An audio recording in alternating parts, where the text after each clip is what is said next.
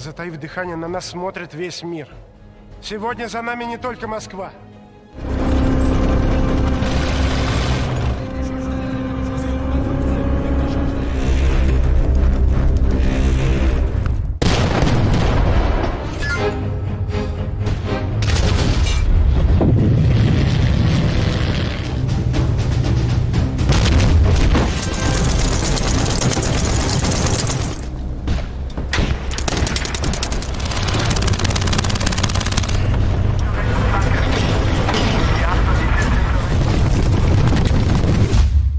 Halo sobat semuanya dimanapun kalian berada. Bagaimana kabarnya? Semoga semuanya tetap sehat dan sukses selalu.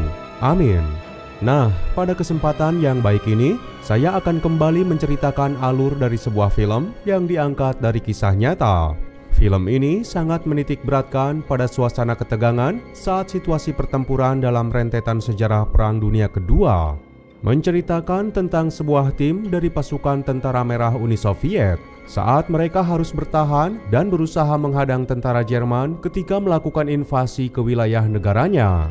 Di mana saat itu tentara Jerman yang mendominasi jalannya peperangan diceritakan telah berhasil mendekati perbatasan jantung ibu kota Moskow, meskipun mereka hanya dibekali dengan persenjataan tempur yang kalah unggul. Namun tim tersebut tetap diwajibkan menahan laju pasukan musuh dalam rangkaian Operasi Barbarossa. Lalu bagaimana kisah selengkapnya? Kita simak saja alur cerita dari film.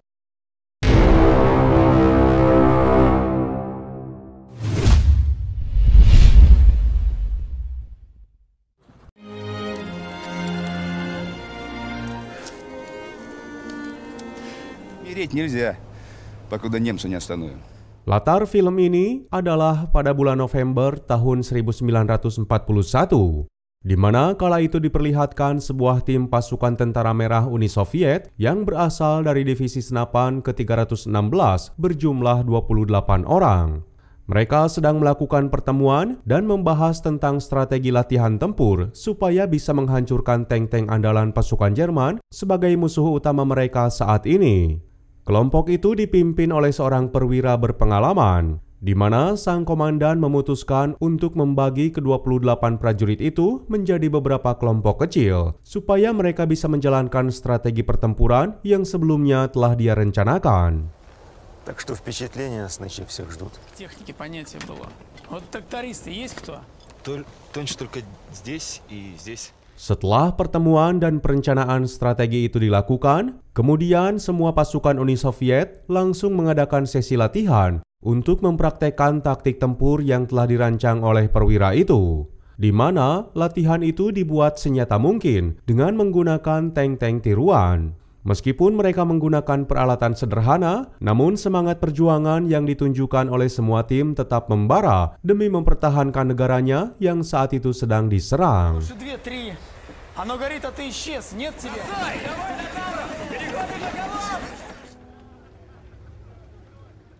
Persiapan perang yang telah dirancang oleh semua elemen militer Soviet dilakukan dengan rapi dan terstruktur. Maka pada malam harinya, komandan batalion mereka langsung kembali melakukan pertemuan penting dengan para petinggi-petinggi militer lainnya guna membicarakan tentang strategi lanjutan dalam menghadapi serangan Jerman. Karena kala itu mereka mendapatkan informasi bahwa mereka akan melakukan pertahanan untuk melawan 3 resimen pasukan Jerman yang diketahui sedang menuju basis wilayah pertahanan mereka. 4 роты. Meskipun pada saat itu, kondisi pasukan Soviet yang berada di perbatasan jumlahnya kian menipis, maka sang komandan mulai memberikan sebuah masukan untuk membagi tentara yang tersisa dari beberapa divisi supaya dipecah menjadi 4 kompi berbeda, di mana semua kompi itu akan dipercayakan untuk dipimpin oleh seorang kapten bernama Kapten Gundilovic. Semua rencana pemecahan ini bertujuan supaya mereka bisa melakukan pengepungan guna menghadang pasukan Jerman yang diyakini akan melewati jalan Volokolamsku yang berdekatan langsung dengan sungai Gorodenka, di mana jalan itu menjadi jalur perlintasan paling singkat untuk menuju ibu kota Moskow.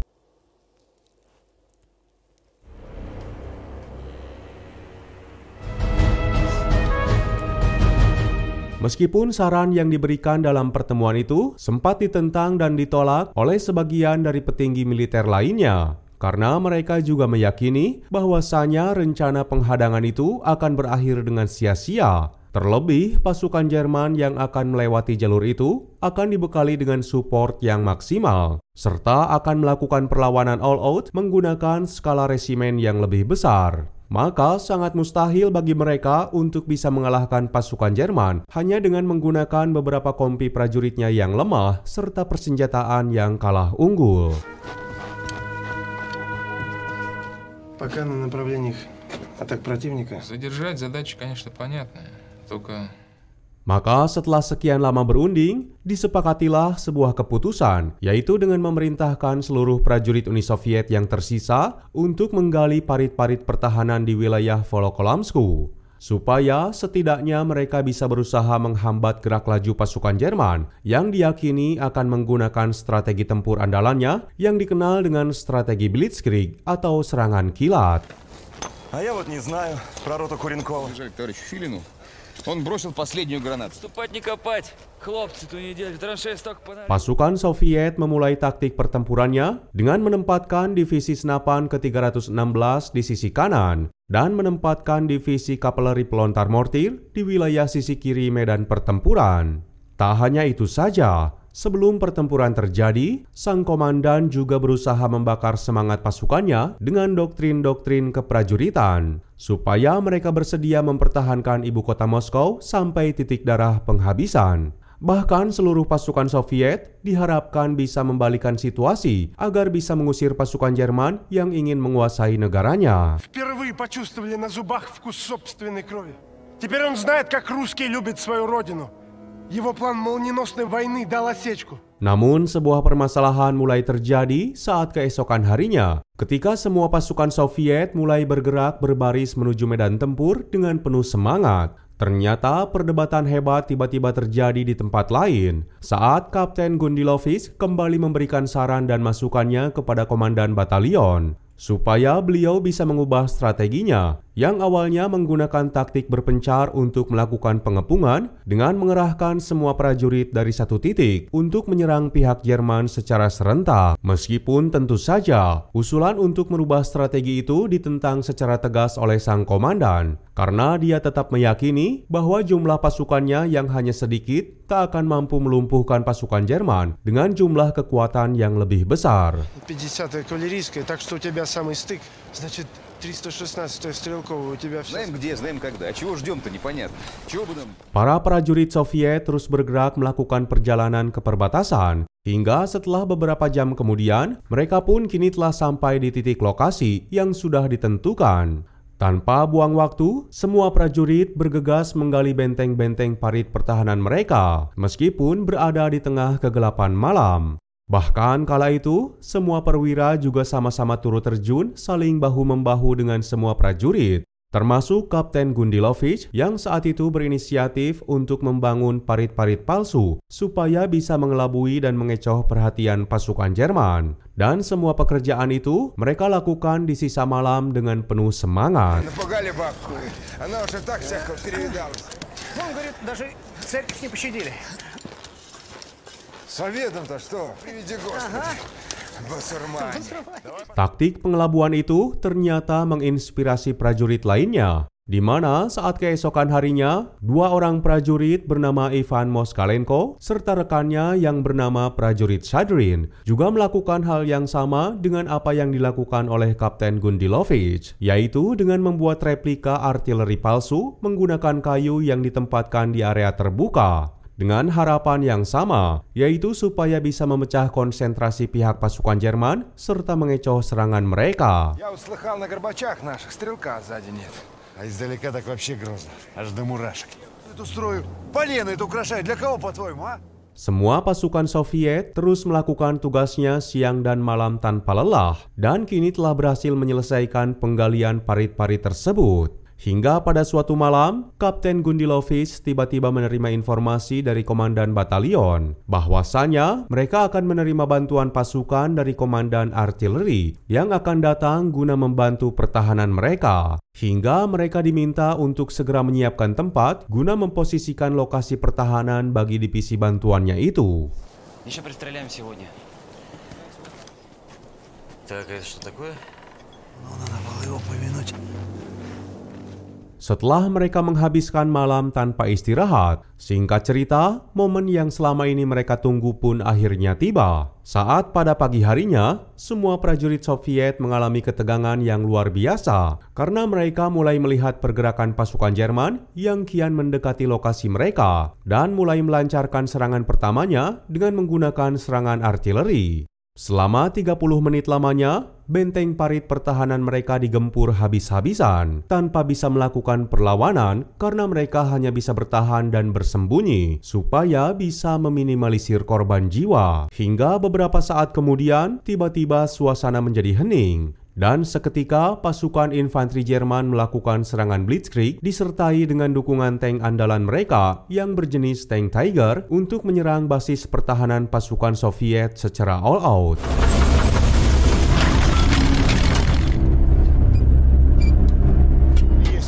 СНП батальона звонили. Прямо сюда прут.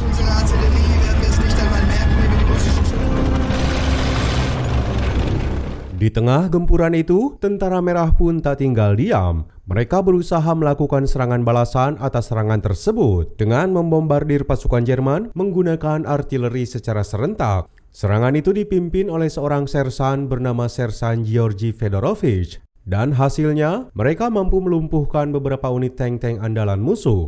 Meskipun di saat yang sama pula, pasukan Jerman kembali membalas serangan itu dengan meminta bantuan kepada angkatan udara mereka menggunakan pesawat pemburu Luftwaffe.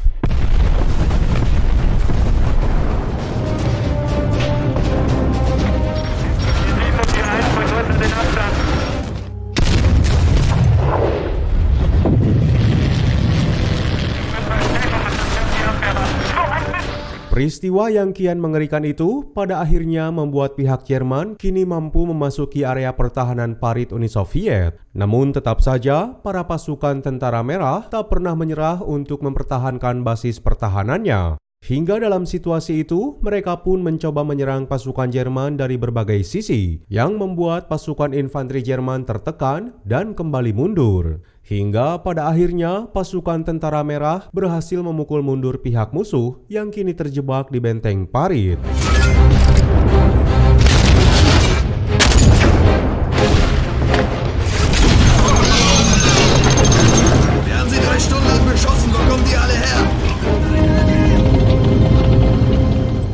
Tak terasa pertempuran itu telah berlangsung beberapa jam, dan setelah pertempuran itu berakhir, tiba-tiba salah seorang perwira Uni Soviet yang menjabat sebagai komisaris politik bernama Vasily Kloshkov muncul di wilayah pertempuran itu. Di mana saat itu, dia memberikan situasi informasi dari medan pertempuran yang baru saja terjadi kepada komandan batalionnya sebagai atasannya. Vasily menyampaikan informasi penting tentang keberhasilan pasukan tentara merah yang mampu menumbangkan beberapa tank Jerman. Bahkan mereka berhasil memukul mundur 2 peleton pasukan Jerman. Meskipun sebetulnya informasi keberhasilan itu membuat sang komandan merasa was-was karena dia meyakini bahwa pihak Jerman akan melakukan serangan balasan yang lebih besar atas kekalahannya. Hingga beliau langsung memerintahkan komisaris Vasily supaya mengatur ulang strategi dan memperingatkan agar pasukan tentara merah meningkatkan penjagaannya. Пока на направлениях атак противника. Так, сейчас прицел поправят, будут пытаться нас... Dan benar saja, ternyata apa yang dikhawatirkan oleh komandan batalion selama ini memang benar-benar terjadi. Di mana keesokan harinya, pasukan Jerman kembali terlihat datang untuk mengepung wilayah itu dengan mengerahkan seluruh kekuatan resimennya supaya bisa meluluhlantahkan basis pertahanan Uni Soviet di perbatasan itu. Bahkan kala itu, pasukan Jerman menambah pasukan dari divisi tank-tank terbaik mereka, hingga tanpa banyak basa-basi, mereka pun langsung melakukan serangan secara membabi buta, yang mana kejadian itu menyebabkan beberapa pasukan tentara merah gugur dan pertahanan pasukan Soviet kini menjadi rapuh.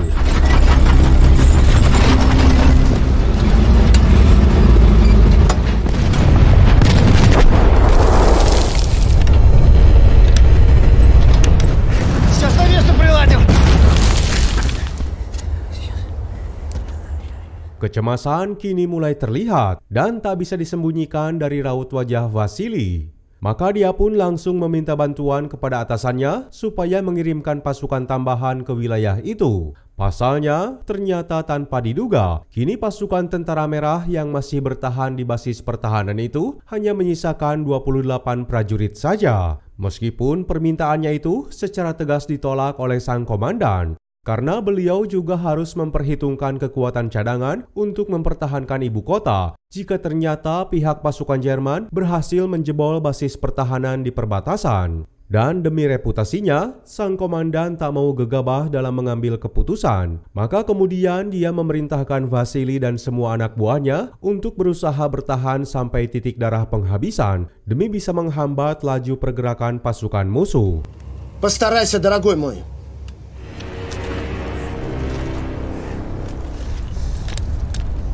Расчеты к орудию.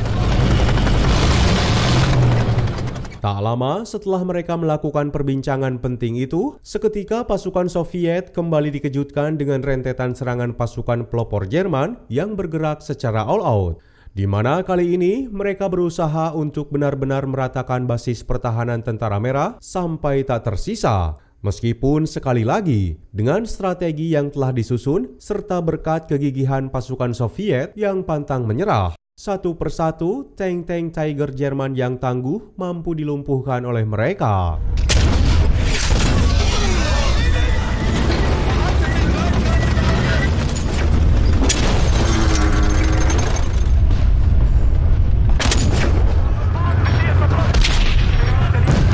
Situasi itu benar-benar membuat pasukan Jerman semakin beringas karena mereka tak menyangka bahwa basis pertahanan Soviet yang dianggap lemah ternyata mampu memberikan perlawanan sedahsyat ini. Hingga pihak Jerman memutuskan untuk bertempur dengan mengerahkan kekuatannya secara maksimal. Dan akhirnya mereka berhasil merangsek masuk ke wilayah pertahanan Soviet lebih dalam lagi.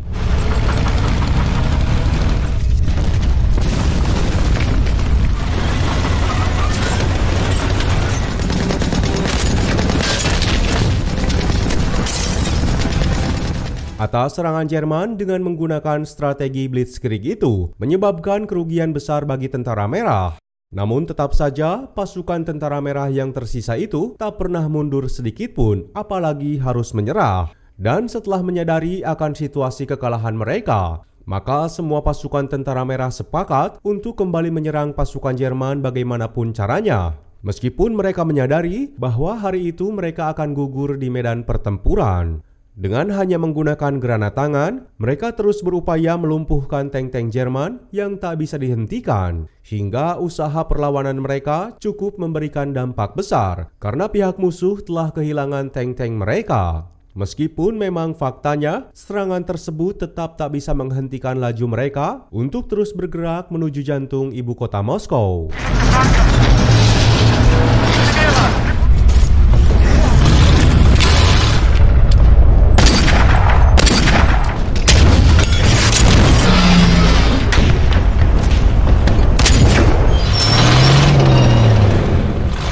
Kini pasukan Tentara Merah melakukan serangan serta pertahanan dengan mobilisasi yang tinggi, yaitu dengan cara berpindah-pindah tempat supaya mereka terhindar dari bidikan meriam-meriam musuh. Hingga tak terasa pertempuran itu telah berlangsung selama setengah hari. Dan pada akhirnya pihak Tentara Merah kini benar-benar sudah kehabisan stok amunisi mereka.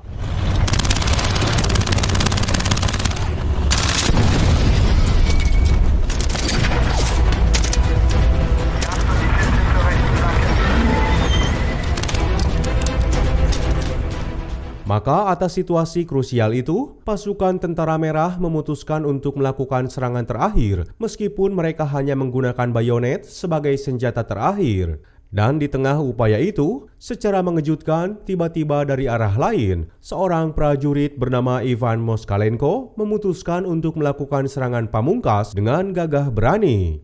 Dia mengambil senapan mesin otomatis Maxim gun yang tersisa dan menargetkan pasukan Jerman yang mengepungnya. Hingga pasukan Jerman mengira bahwa serangan itu adalah awal serangan balasan yang akan sangat membahayakan. Hingga pada akhirnya mereka pun memutuskan untuk menarik mundur semua divisi tank dari medan perang.